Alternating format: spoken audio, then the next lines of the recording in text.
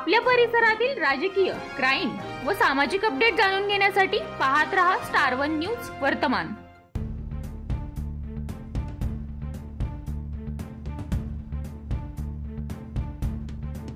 या घटनेमुळे कुटुंबासह संपूर्ण गावात पसरली शोककळा। सांगली जिल्हा तालुका जत खलाटी या गावामध्ये 10 वर्षीय बालक कौशल्य संतोष देशमुख मूळ राहणार कवठे महाकाळ।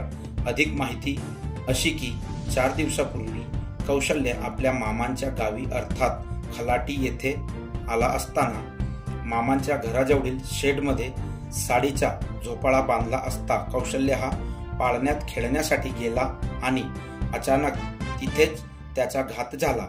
झोका घेत असताना साडीने बांधलेल्या झोक्याच्या त्याच्या गळ्याभोवती फास लागल्याने त्याचा जागीच मृत्यू झाला।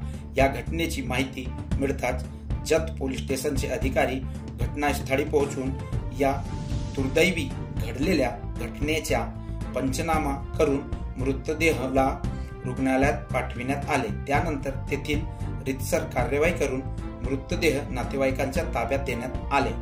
या घडलेल्या घटनेमुळे दोन्ही कुटुंबासह गावात शोककळा पसरली असून कौशल्य याच्या आई वडिलांबरोबरच मामाकडील कुटुंबाच्या वरती दुःखाचा डोंगर कोसळला।